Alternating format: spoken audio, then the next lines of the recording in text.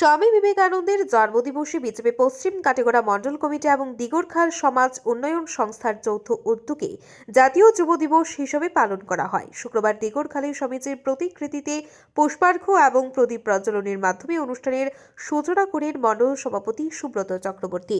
দিগরখাল সমাজ উন্নয়ন সংস্থার সভাকক্ষে বিজেপি মণ্ডল সভাপতির পৌরোহিত্যে আয়োজিত আলোচনা সভায় স্বামীজির জীবনের বিভিন্ন দিক নিয়ে বক্তব্য রাখেন শিক্ষাবিদ মৃদুল কান্তি চক্রবর্তী, কালাইন এপি সভাপতি কার্তিক তাঁতি, মণ্ডল সহসভাপতি কানু ভট্টাচার্য, মণ্ডলের সহসভাপতি কালাচাঁদ বৈষ্ণব, সাধারণ সম্পাদক যথাক্রমে বাবলু দাস ও রাজীব চন্দ্র, কৌশিক দাস, ভোলাচাঁদ রায়, অসিত দাস, শিক্ষক সুমন দাস, সভাপতি সুব্রত চক্রবর্তী। বক্তারা বলেন, ধর্মীয় হোক বা সামাজিক হোক, পুঞ্জীভূত জঞ্জাল পরিষ্কারের জন্য যুগে যুগে আবির্ভাব ঘটে মহামানবের।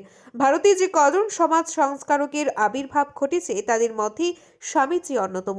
স্বামীজি শুধু এক আদর্শ মহামানবী নন, তিনি যুগাবতার। বিবেকানন্দ একই সঙ্গে মহান ধর্ম ও সমাজ সংস্কারক এবং মানবতাবাদী দার্শনিক। ব্যুরো রিপোর্ট, আজকের বরাক। সবাই এখানে সনাতন ধর্মাবলীর লোক, আর সনাতন ধর্ম পৃথিবীর সর্বশ্রেষ্ঠ ধর্ম। আর সেই সনাতন ধর্ম সমগ্র পৃথিবীর মধ্যে প্রথম তিনি প্রচার করেছিলেন, তিনি হচ্ছেন স্বামী বিবেকানন্দ। আমরা এখানে অনেকে বলেছেন শিকাগো শহরের বক্তব্যের কথা, তো আমরা সবাই জানি সেই শিকাগো শহরের ধর্মসভায় সনাতন ধর্মের কোনো প্রতিনিধিদের আমন্ত্রণ জানানো হয়নি।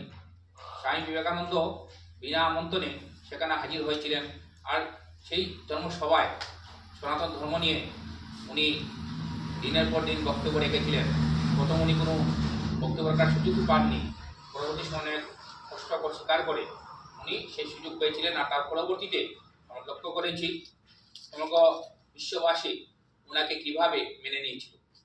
তো আজ বিভিন্ন দল সংগঠন সেই সনাতন ধর্মের হয়ে কাজ করছে, প্রচার করছে, কিন্তু সনাতন ধর্ম যদি পৃথিবীর মধ্যে প্রথম স্বামী বিবেকানন্দ করেছিলেন।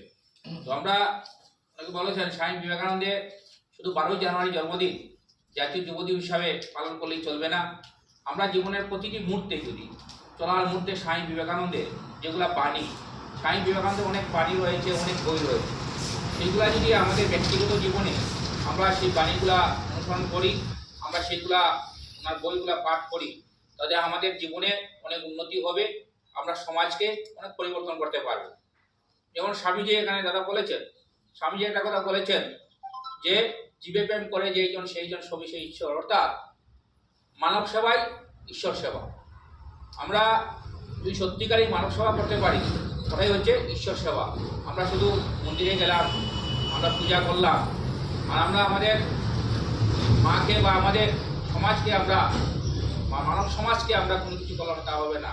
আমরা মানব সেবাই করে যদি সত্যিকারই সেটা ঈশ্বর সেবা হয়, যেটা স্বামীজি বলেছেন। আজকে এখানে সময় যেটা বলেছেন আর কি, স্বামীজি এখানে চিকাগো শহরে বক্তৃতা শেষে উনি মাটিতে এসে ঠোঁট খেয়েছিলেন। অর্থাৎ উনি যে ভারত মাতা, উনি ভারত মাতা কীভাবে স্বাধীন করা যায় সেই চিন্তাধারা ওনার ছিল। আমরা অনেক সন্ন্যাসী দেখেছি, আজকের দিনে অনেক সন্ন্যাসী ছিল আছেন, কিন্তু কোনো সন্ন্যাসীর আগে কিন্তু বীর শব্দটি নেই। একদারে ছিলেন সন্ন্যাসী, অন্য দ্বারে বীর ছিলেন। অর্থাৎ উনি ভারত মাতাকে কীভাবে স্বাধীন করা যায় তার জন্য যারা ভারতবর্ষকে, অর্থাৎ বিশেষ করে ব্রিটিশকে, উনি সঠিকভাবে সঠিক সময়ে উনি সঠিক জবাব দিয়েছিলেন, সেটা আমরা অনেকেই জানি। আমরা লক্ষ্য করেছি স্বামীজি যখন অন্য জায়গায় যেতে ব্রিটিশরা যখন ইংরেজি ভাষায় ওনাকে কোনো প্রশ্ন করতেন, কথা বলতেন, তখন কিন্তু স্বামীজি বাংলা ভাষায় উত্তর দিতেন। আর যখন ওরা বাংলা ভাষায় কথা বলতো, তো স্বামীজি তখন ইংরেজি ভাষায় কথা বলতেন। তার কারণটা হতো, ওনাকে প্রশ্ন করা হয়েছে, উনি বলেছেন উনি ইংরেজি ভাষায় কথা বলেছেন, ওনার মাকে উনি সম্মান করেছেন। আমি বাংলা ভাষায় উত্তর দিচ্ছি, আমার মাকে আমি সম্মান করেছি। উনি যখন বাংলা ভাষায় কথা বলছেন, আমার মাকে উনি সম্মান করেছেন, যার জন্য আমি ইংরেজি ভাষায় ওনাকে উত্তর দিয়েছি, অর্থাৎ ওনার মাকে আমি সম্মান করেছি। আপনারা দেখছেন আজকের Barak, a house of Adrija digital media.